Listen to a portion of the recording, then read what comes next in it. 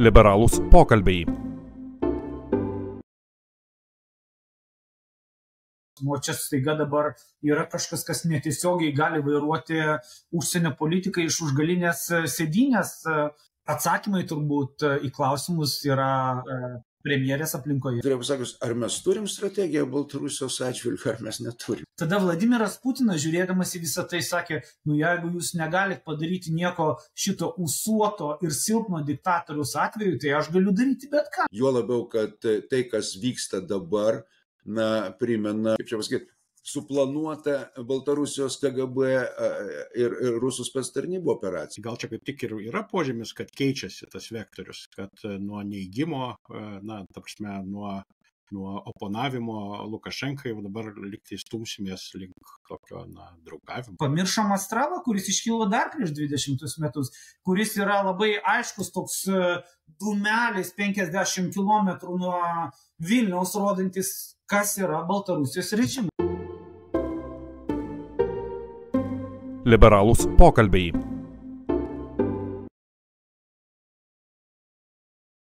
Sveiki, tai jau 8. šiais metais liberalių pokalbių epizodas. Nuo šiol žiūrėkite mūsų YouTube kanale kiekvieną ketvirtadienį nuo 19 valandos. Arba kada jums patogu. Šiandien pas mus su profesoriumi Raimundu Lopata svečiuojasi Tarptautinių santykių ir politikos mokslų instituto dėstytojas Vytis Jurkonis. Sveiki. Sveiki. Spalį Lietuva nusprendė sumažinti apsaugos lygį Svetlanai Cichanovskai. Oficialiai teigiama, kad sprendimas priimtas atsižvelgiant į pasikeitusią saugumo situaciją bei sumažėjusi grėsmių lygį. Anot tarnybų, apsaugos režimo mažinimas yra techninis sprendimas paremtas rizikų vertinimu ir optimaliu resursų naudojimu. Taip sutaupom apie 1 000 000 eurų per metus. Tačiau Cichanovskos biuras buvo net sustabdęs veiklą motyvuodamas saugumo trūkumu. Kita vertus, prezidento vyriausiai patarėja Asta Skaisgirytė sakė, kad galutinis sprendimas dar kaip ir nepriimtas. Tai kas čia vyksta ir kodėl, Vyti, visos viltis į jūs, kad paaiškinsite? Galima kalbėti ir galima turbūt ir norėti tikėti, kad tai buvo kažkoks techninis sprendimas, bet jisai tikrai turi tam tikrą politinę potekstę, nes nenori Baltarusijos režimas, Kremliaus režimas tą bandys išnaudoti, tą bandys pristatyti ir jau pristato kaip neva milžinišką pokytį Lietuvos užsienio politikoje. Čia klausimą mes matėme, kad ir būta politikų, kurie kėlė natūraliai klausimus, o kaip čia taip atsitiko, kas nusprendė, kokiu pagrindu. Ir ypač visame tame geopolitinių įtampų kontekste, karo kontekste ir to, ką daro mūsų pašonėje Lukašenkos režimas, kažkaip tai net ir išvada, kad tų grėsmių sumažėjo, atrodo, mažiausiai keistai ir kertasi su tuo, ką mes girdime iš mūsų pareigūnų, kalbant apie visas provokacijas prieš Lietuvą, Lenkiją, o galų gale ir netgi žiūrint į visokius incidentus, kurie atsitinka su Baltarusijos ar Rusijos demokratais, opozicijos atstovais, to irgi lyg užtenka. Čia ir dužo langai, kažkas šaudė iš kažkokio tai šautuvo į maldos namus ir tepliojo sienas. Aš jau nekalbu apie bandymą infiltruotis ir tekinti kažkokius tai duomenys, kiberatakas ir taip toliau ir panašiai. Būtagi ir visokių epizodų, kuomet buvo ir fiziškai žmonės užpuolami, ne tai, kad ten vieną kartą tai buvo Šinderovičius apipiltas kečupu, kitą kartą buvo ten Navalno kamera padegta lygtais, kas pats savaime atrodo, čia kažkas tai pradeda vykdyti teisingumą, ar man nepatinka ir galiu savo taip leisti, tai ir galų gale Leonidas Volkovas buvo užpultas ir beje, tai irgi buvo mūsų saugumo klausimas, ne tik jos klausimas ir neabejotinai, tai irgi sukėlė gausybę klausimų iš mūsų tarptautinių partnerių ir dabar vėlgi norom klausia ir diplomatai, ambasadoriai, užsienio politikos formuotojai iš įvairių ES sostinių, kas čia vyksta.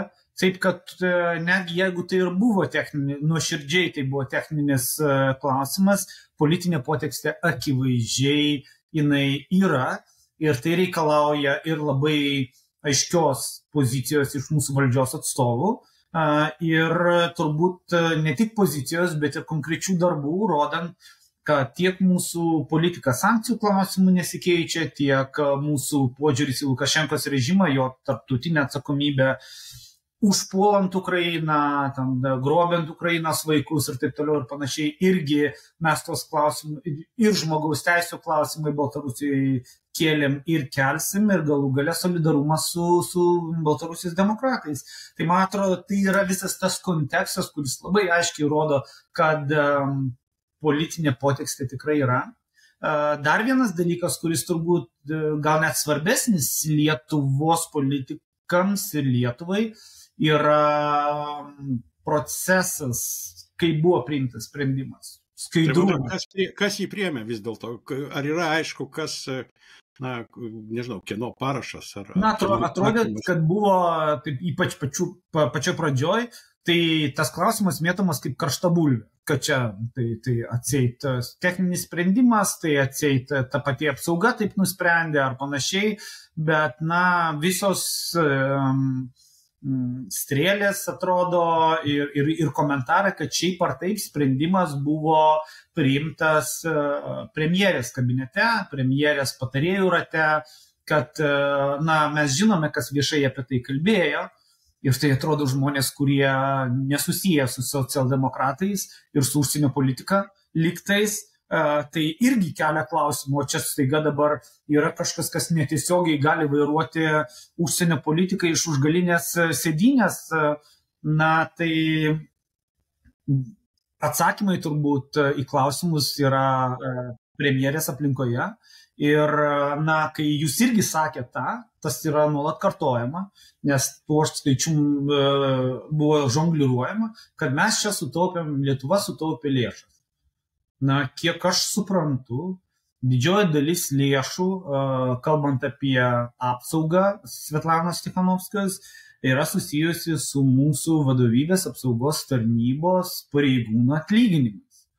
Tai jeigu tai aš tikiuosi, aš nuoširdžiai tikiuosi, kad tie žmonės nebuvo atleisti. Vadinasi, ir tas sutaupimas, jisai toks yra ne visai tas, tiesiog viena biudžeto eilutė perkelta į kitą ir tie pinigai, jie vis tiek yra išleidžiami. Aš tikiuosi, kad už tą gerą darbą per 5 metus nebūta tokių ryškių incidentų prieš Svetlaną Tikhanovskają, jog jie buvo užkardyti, tai čia turėtų būti kažkokia paskata mūsų vato pareigūnam ir kitom žinybom, bet sakyti, kad mes čia kažkur sutaupėm, turbūt, kad bus sutaupyta, bet tikrai ne visa ta suma dėl tarptautinių kelionių. Tai tų tarptautinių kelionių tikrai Svetlana Tikhanovskaja yra labai aktyvi, keliauja ir į Vašingtoną, ir į Briuselį, ir į Paryžių, kartais turbūt galima būtų pasakyti, kad keliauja ir atlieka tą užsienio politikos funkciją netgi aktyviau negu bet kuris iš Baltijos šalių prezidentų. Ir tą galima suprasti dėl to, kad jinai dėja negali grįžti į Baltarusiją, tai pareigūnai mūsų lydėdavo, tai būdavo ir jų dienpinigiai, ir jų nakvynės, bet aš tikiuosi, kad nei vienas iš žiūrovų nemano, kad tai yra tos lėšos, kurios yra super didelė našta ir turbūt čia pagrindinis rūpestis. Jeigu mes pasiduodam tokiam iliuzijai, kad čia mes kažką labai labai taupom, yra klausimų, kurie tie patys populistai, tai politikai savo, kad yra dar kur sutaupyti, ties didesnėm biudžeto eilutėm. Ir mes visi puikiai žinome, ir jūs, ir Raimundas Lopata, ir turbūt absoliuti dauguma Seimo narių supranta, kad parama Ukrainai ir Lietuvos gynybos biudžetas yra tai, kas yra kritiškai svarbu dabar mūsų nacionaliniam saugumui, bet tie patys populistai sako, kad galima sutaupyti. Ir va čia yra tai, kur nenorėtum, kad visas šitos tokie sprendimai įgautų sniego gniūžtės efektą, kuomet pradėsim nuo šito, o po to jau ridensis ir bus daugiau klausimų, kurie tiesiogiai susiję su mūsų nacionaliniu saugumu ir reputacija. čia šitam kontekste turbūt du dalykai įdomesni būtų. Pirma, tas, pavadinkim, formalumas dėl saugumo lygio pakeitimo, ar ne? Tai jeigu užvakar prezidento patarėja bandė, jausdama nebejojų spaudimą iš suprantančių situaciją Lietuvos politikų, kad čia dar nėra galutinis, tai po vakarykščio prezidento pasisakymo apie tai, kad tai buvo labai, sakant, mūsų saugumo struktūros labai kruopščiai ir atidžiai vertino saugumo situaciją. Ir panašu, kad tas sprendimas nebus keičiamas. Tai man tik keista, kaip nesuprantama vienas dalykas, kai kalbama apie saugumą, kad Cichanovskaja yra ir buvimas jos čia Lietuvoje yra mūsų saugumo dalis. Tam tikra prasme ir tiesiog ir netiesiogiai, nes, žiūrėkit, ji neleidžia užšaldyti vakaruose Baltarusijos klausimo kaip tokio, ar ne? Jie simbolizuoja alternatyvą Lukašenkai de facto ir Putinui. Jos reputacija, Lietuvos reputacija regione yra susijusi su tuo, kaip mes remiam tokius veiksmus. Ir galų gale, kai mes pradedam, taip sakant, daryti tokius sprendimus, kurie apskritai netelpa į saugumo logikos prasme, jie priešingai atliepia į tą, kuo rūpinasi, kuo kelia abejonės mūsų sąjungininkai dėl vadinamosios tos antisemitinės valdžios ir iš jos sklindančių, tos valdžios komponentų sklindančių, taip sakant, abejonių Cichanovskojos buvimu čia Lietuvoje ir jau seniai, kaip žinoma. Tai čia man kyla klausimas, tai atvirai pasakius, ar mes turim strategiją Baltarusijos atžvilgiu, ar mes neturim? Čia turbūt pagrindinis klausimas iš tiesų motyvo šito sprendimo yra, nes, kaip ir Vytis sakė, turbūt niekas netiki čia, kad būtent milijonas yra staupomas, nes prieš taigi nereikėjo jų staupyti.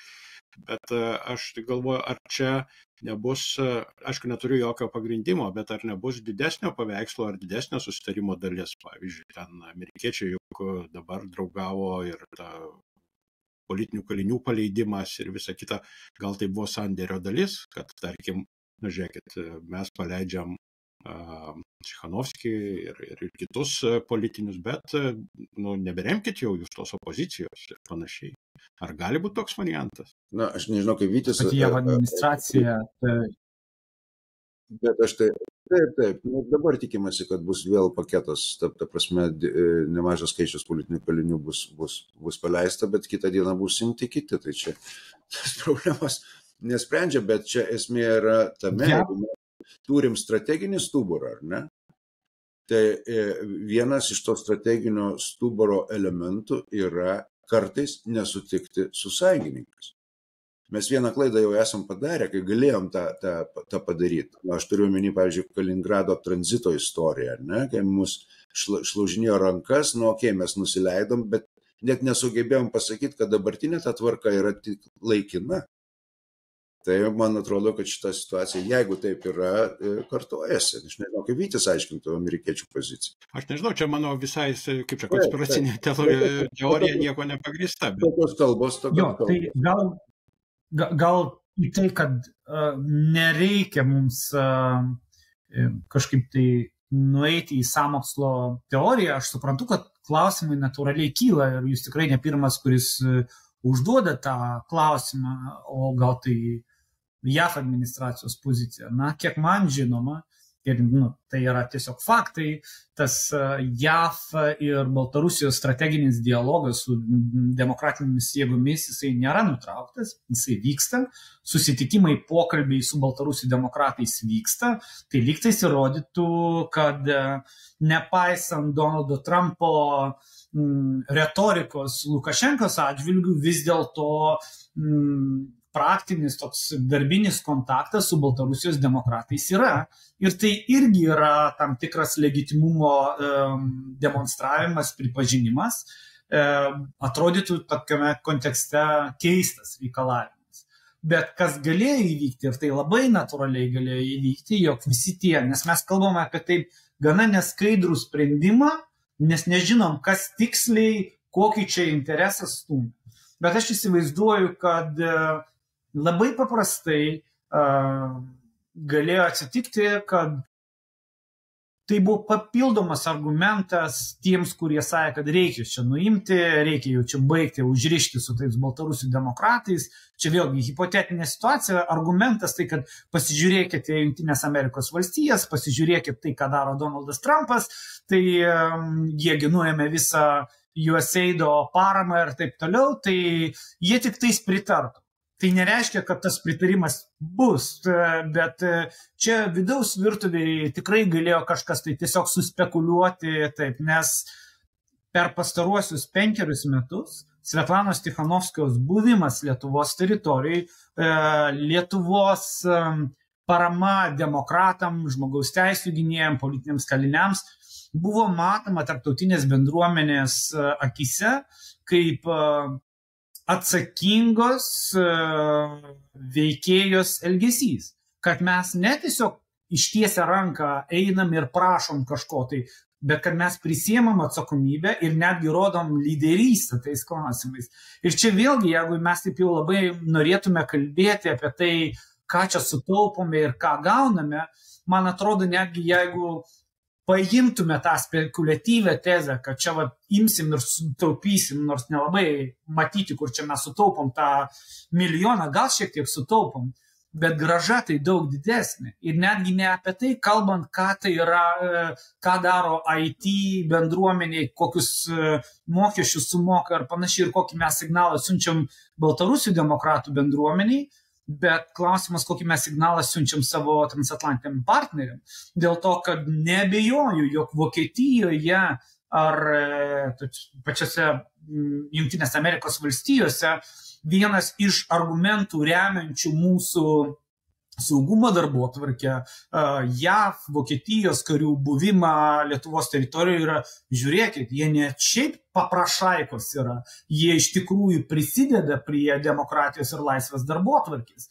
Tai ir tai tas pavyzdys su Svetlana Tikhanovskaja sąlyginai mums kainuoja ne tiek daug, o grįžtamasis ryšys, ta parama ir solidarumas mūsų darbotvarkiai Briuselyje, mūsų saugumo darbotvarkiai, jinai yra neišmatuojama netgi pinigais, bet ir pinigais gali būti išmatuojama. Tas pats brigados atvykimas čia ir visa kita, taip, tai irgi reikalauja lėšų, bet tai visų pirma yra neįtikėtinas politinės valios pokytis. Jeigu jums kas nors būtų tai pasakęs prieš 10 metų, kad Berlynas svarstys brigados dislokavimą Lietuvos teritorijai, aš manau, kad daugelis būtų pasukioję pirštą ties smilkiniu.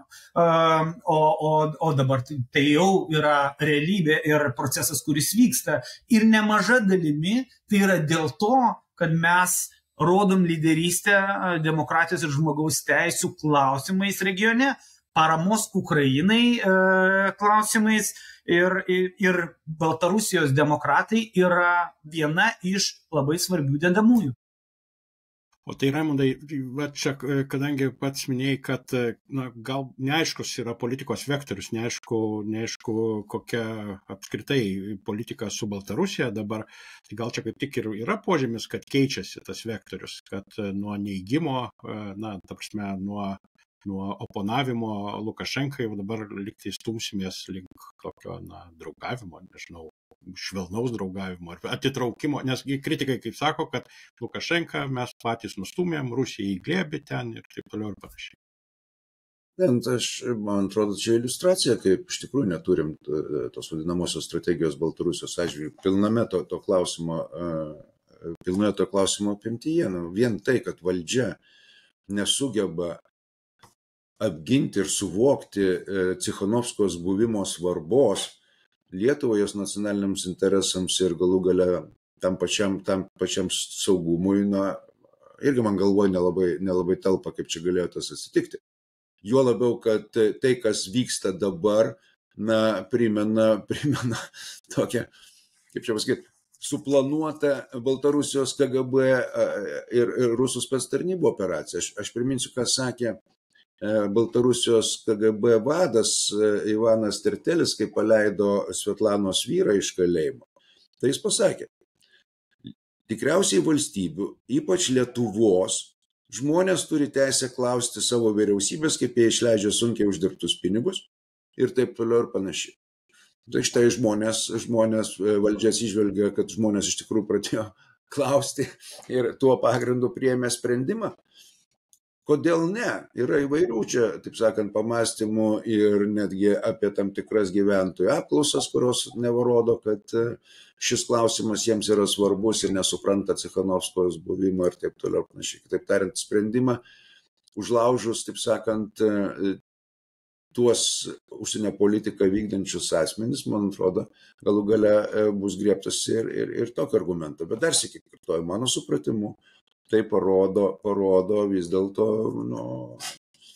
valdžios ir tų, kurie atsakingi už užsienio politiką, nesusivokimą situacijai. Mane šiandien ant sąmokslo teorijų labai traukia. Ne, čia vėlgi yra kontekstas, kuriuo neabejotinai tiek Baltarusijos, tiek Kremliaus propaganda naudosis. Ar jie visą tą suplanavo? Galima neabejotinai tą pasakyti, kad skaldyk ir valdyk, tai yra modus operandi, ką jie daro nuolat, visais klausimais ir visame jų įrankių paletėje mūsų požiūris į baltarusius, mūsų požiūris į Svetlaną Tikhanovskają yra vienas iš klausimų, dabar jisai aktyvizavosi ir ties tuo bus neabejotinai žaidžiama. Bet reikia irgi suprasti, kad tai, kad mes jaučiame tam tikrą nuovargį Baltarusijos klausimais, tai, kad visuomenėje mes matome tam tikrą erzelį, netgi pyktį, kur nejučia ir kai kurie vietos politikai tam irgi pasiduoda, tai irgi yra kryptingas darbas, bandant diskredituoti, kompromituoti ir visaip kaip parodyti, kad nėra čia jokios vilties.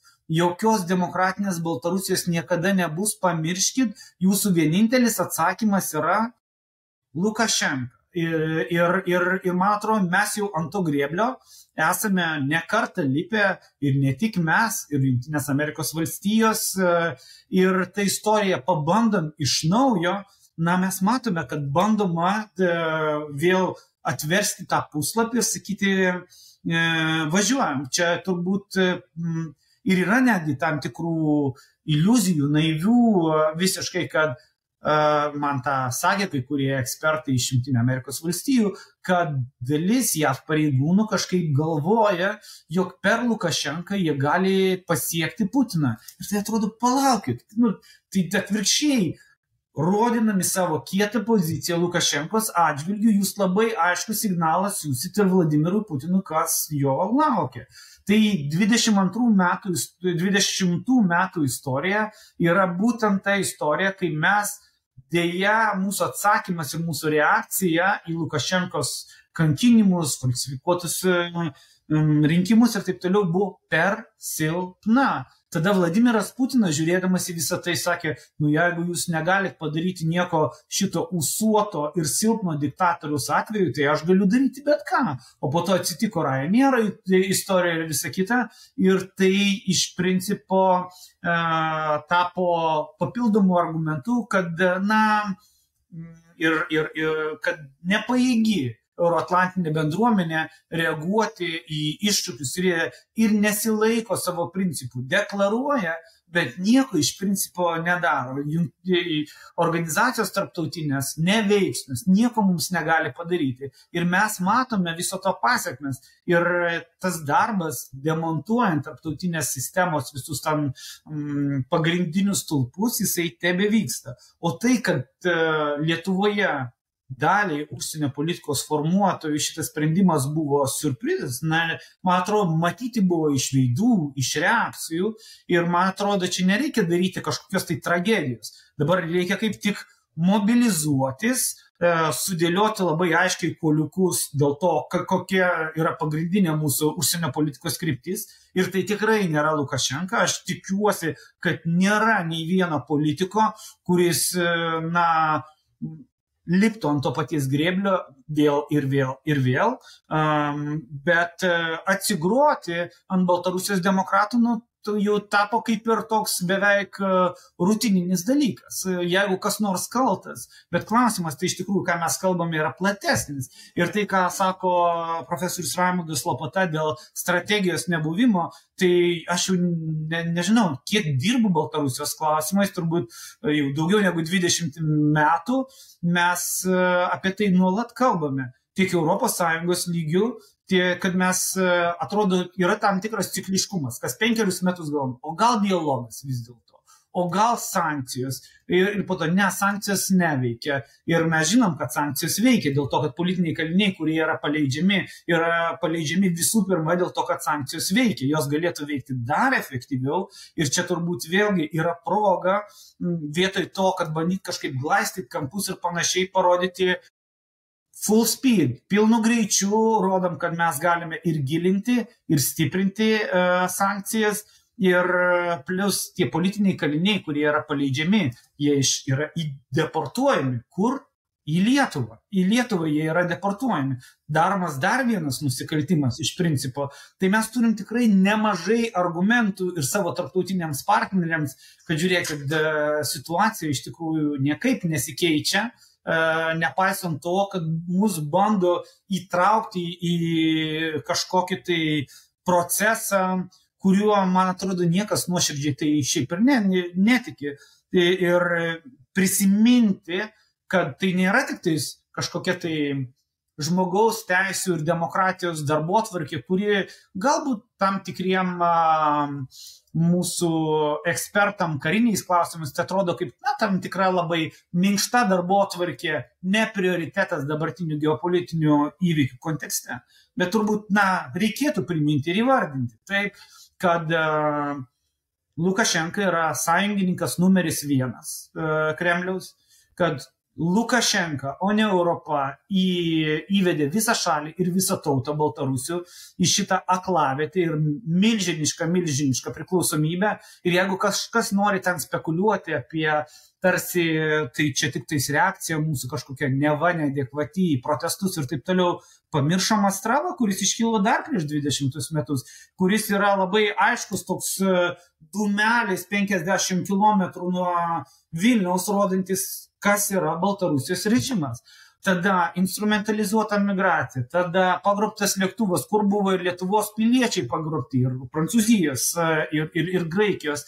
Tada pilnutinė invazija ir dalyvavimas Lukašenkos visame tame. Tada fabrikai, kurie dirba beveik be bankrutuojantis, o dabar aptarnauja visą karo mašiną. Tada Vagnerio nusikaltėliai, kurie buvo dislokuoti teritorijoje, o mes tada Orešnikas, branduolinio ginklo dislokavimas, visos šitos spekulacijos, pratybos Zapad.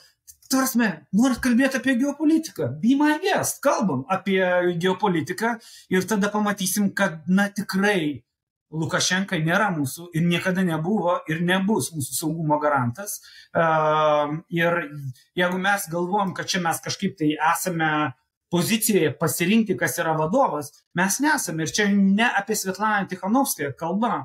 Čia kalba, ar mes laikomės principų, ar mes kaip maža valstybė, kuri tikime, kad tarptautinė sistema turi veikti, kad jinai iš tikrųjų yra mūsų saugumo garantas ir į tai apeliuoti, kalbant su JAV, kalbant su Vokietija, Didžiąja Britanija ir kitomis valstybėmis. Čia nėra kažkoks tai mūsų bandymas kištis į vidaus politiką. Tai kas manipuliuoja tuo, jie atliepia Lukašenkos režimo argumentus ir retoriką ir juos iš karto reikėtų kažkaip tai žymėti, kad atliepia tuos propagandinius naratyvus ir juos suvokti ir priimti būtent taip. Čia tas gerasis scenarijus, bet kaip dabar bus, kas dabar bus iš tiesų? Nes aš suprantu, dabar vienas kalbėjo, kaip turėtų būti, bet kaip dabar bus. Tai pirmiausia, klausimas, kaip reaguos opozicionieriai Baltarusių. Ir man atrodo, kad tas sprendimas dviejopai paveikia vieni, įskaitant Svetlaną ir jos vyrą, realiai mąsto apie pasitraukimą iš Lietuvos. Dalis biuro darbuotojų tik pasirodžius pirmosiom žiniom apie, taip sakant, saugumo režimo pakeitimą, apsaugos režimo pakeitimą, sulaukė KGB dėmesio, sulaukė laiškų, laiškelių ir taip toliau, kitaip tariant. Taip greitai, jeigu nebūtų sinchronizacijos, vargu ar būtų taip greitai reagavę. Taip tariant, klausimas yra, su kuo mes dabar kalbėsimės, kalbėdami apie galimus demokratinius virsmus Baltarusijai. Kas čia liks, o jeigu liks, tai kokio svorio pozicionieriai. Tai man atrodo, čia turbūt vienas tokių svarbesnių klausimų. Ar ne, Vytė, kaip tu galvoji? Kaip, Vytė, jums atrodo? Na, aš suprantu, kad saugumo klausimas, jisai nėra iš piršto laužtas. Mes apie tai kalbėjome, kokį ras tą techninį sprendimą ir kas pakeis vato pareigūnus, kokia apimtimi. Tai yra labai svarbus klausimas ir aš kaip suprantu, į tai dar nėra duota jokio atsakymo, nors vato pareigūnų jau nėra. Tai čia vėlgi, kaip ir sakiau, mūsų politikos formuotojams reikia ne tik žodžiais, kad čia tai yra techninis sprendimas, bet konkrečiais darbais parodyti, kad mes tikrai suprantame tą saugumo poreikį.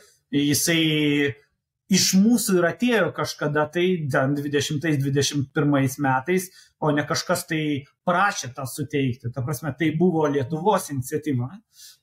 Ir man atrodo, dabar taip tiesiog palikti ant ledo yra mažiausiai negarbinga. Ar kaimyninė Lenkija yra pasiruošusi kažką tai pasiūlyti, kaip suprantu, jie buvo pasiruošę pasiūlyti ir netgi turėjo tą interesą, kad Svetlana Tikhanovskaja dar 20 metų rugpjūtį pervažiuotų į Varšuvą. Ten matome, kad įsikūrė ponas Latuška, ten kiti politikai. Tai, Varšuva nėra taip toli. Aš manau, kad netgi jeigu bus taip, kad dalis komandos išvyks į Lenkiją, nebus taip, kad mes prarasime kontaktą. Bet ir ką jau aiškiai labai sakė ne kartą ir Svetlana Tikhanovskaja ir jos komandos nariai, tas dėkingumas Lietuvai už tuos 5 metus jisai buvo, yra ir bus. Nes Lietuva buvo pirmoji valstybė, kuri atsiliepė tada ir tas solidarumas niekada nebus pamirštas. Čia yra klausimas ne tai, apie kaip jie reaguos, o klausimas, ką mes dabar darom ir kaip mes dėliosime savo bendravimą toliau ir kokių veiksmų imsimės.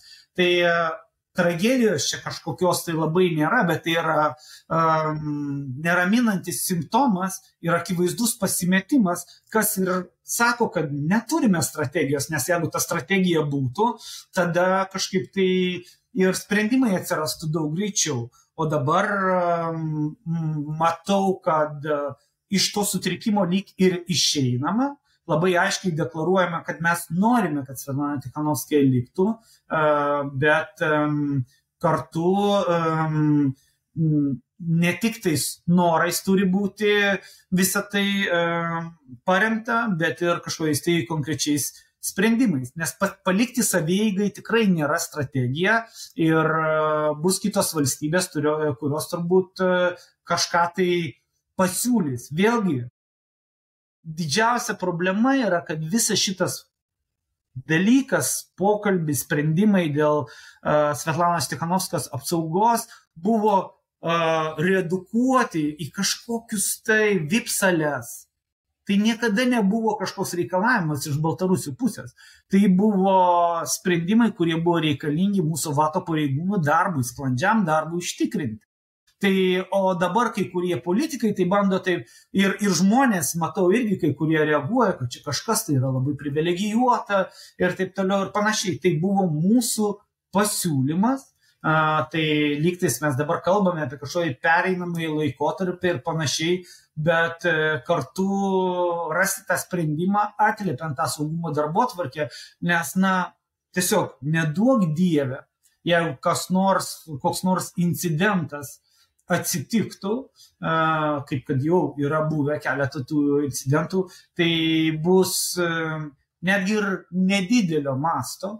Tai bus klausimas visų pirma Lietuvos užsienio politikams ir pareigūnams, kodėl neužtikrinot. Ir tada jokių techninių sprendimų neatsigroso techniniais sprendimais. Tai bus, o po to Lietuvos piliečiai lygiai taip pat klaus. Aš atsimenu, tai kai buvo keletas incidentų anksčiau prieš baltarusių bendruomenę, ar kai buvo paišomi grafiti ir visa kita, buvo čia bet kas gali siautėti Lietuvos valstybėje. Čia buvo Raimundas Lopata gavo grasinančius video ir taip toliau, irgi buvo klausimas, o tai kas čia daro, kodėl taip daro, čia nebaudžiamumas kažkoks. Tai ir vėlgi Baltarusijos propaganda tą bandys išnaudoti visaip kaip rodant, kad neva mes situacijos nekontroliuojame. Tai mums visaip kaip reikia parodyti, kad mes užtikrinti savo sprendimais, mes turime aišku planą, gal ne strategiją, bet planą, kaip mes užtikrinsim tą saugumą ir labai aišku signalą ir konkrečius žingsnius, kad mūsų užsienio politika iš tikrųjų nesikeičia, o yra tęsiama. Ir kad jokio flirto ir suokalbio su Lukašenka ar su kitais kaimynystės diktatoriais negali būti. Kągi, ačiū už pokalbį. Iš tiesų, man tai labiausiai neramu, kad viskas taip šešėlėje yra tokie svarbus sprendimai priimami. Tai tikėkime, kad viskas baigsis ir bus gerai. Tai su mumis šiandien buvo Vytis Jurkonis ir, kaip visada, profesorius Raimundas Lopata. Ačiū, iki kitų kartų. Liberalūs pokalbiai.